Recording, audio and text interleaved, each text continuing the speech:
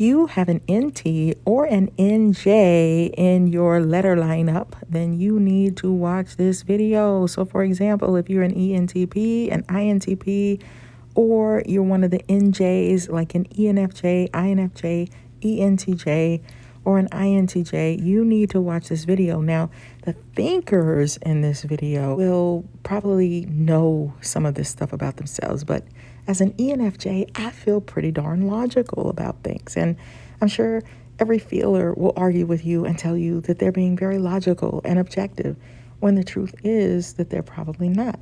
But there are also some thinkers that sometimes maybe they're using their right brain a little bit more than their left brain. So I just want you to hear me out on this and see if you can relate to this, because as an ENFJ, I often feel very logical and I didn't understand why. And so I started to explore this a little bit further. So ENTPs or INTPs, ENFJs, INFJs, ENTJs, and INTJs may act similarly in similar situations due to their shared preference for intuition and thinking, or for their preference for intuition and judging. Both NTPs and NJs tend to be future-oriented, analytical, and strategic in their thinking. Even the feelers, they enjoy exploring ideas, possibilities, and patterns, and they can often see the big picture and make connections between various concepts. Additionally, both NTPs and NJs can be independent thinkers who value logic and rationality in their decision-making.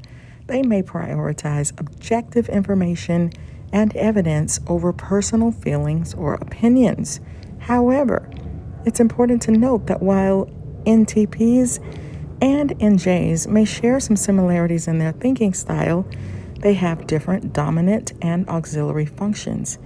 NTPs have dominant extroverted intuition, NE, and auxiliary introverted thinking, TI, while NJs have dominant introverted intuition, NI, and auxiliary extroverted thinking. If they have the thinking preference, they have TE, but if they are feelers, they have FE.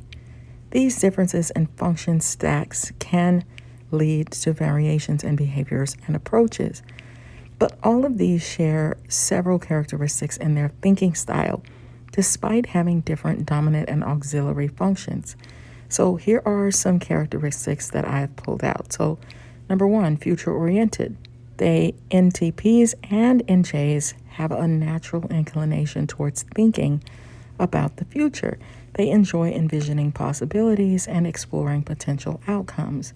2, analytical thinking. NTPs and NJs are skilled at analyzing information and breaking it down into its constituent parts. They have a knack for identifying patterns, connections, and logical relationships. 3, strategic planning. All of these types excel at strategic thinking. They have a propensity for developing long-term plans and setting goals. They consider various factors and contingencies to devise effective strategies. 4, objective decision-making.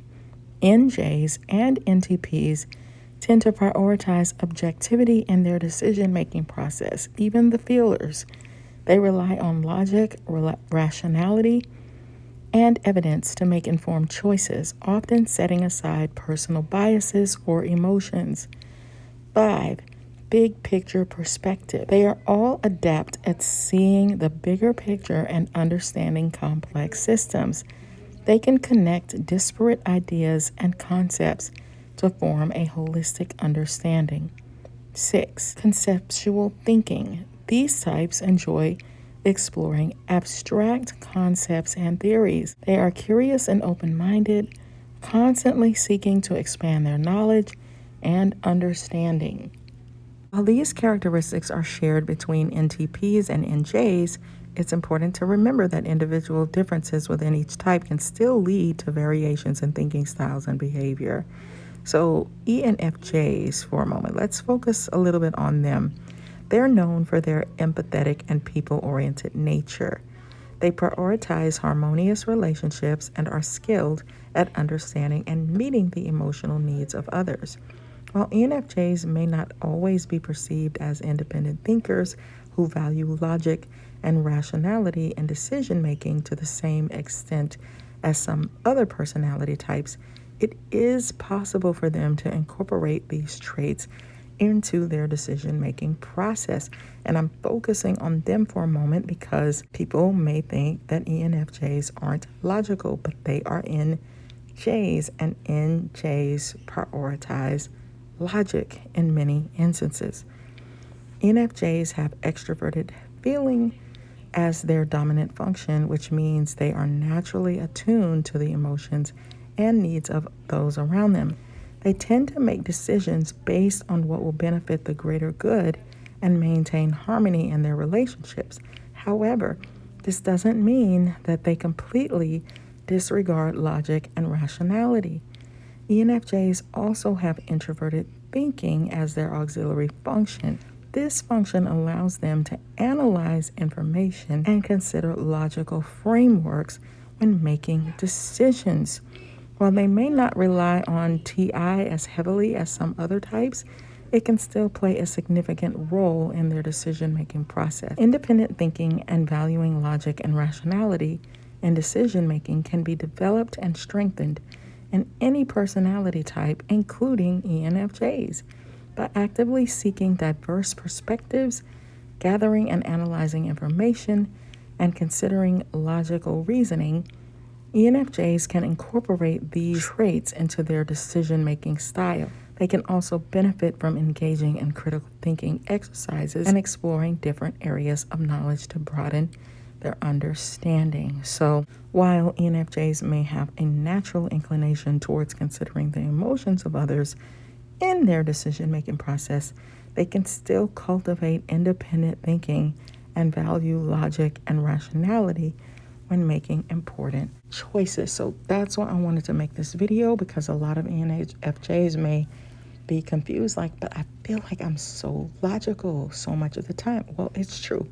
And it plays what plays a big role is TI, and you're an NJ. So I know it's interesting to me too. So if you want to read a whole chapter about all of these types, ENTPs, INTPs, all of them, there's a chapter for each of them in my book, From ENFJ with Love. Be sure to check it out. Description in the link in the description box. And check out my other 2 books. I'll put the links on them, on love and narcissist. And I'll see you wonderful people on the next video. Be sure to like and subscribe, because my channel is difficult to find. And I'll see you on the next one. Bye.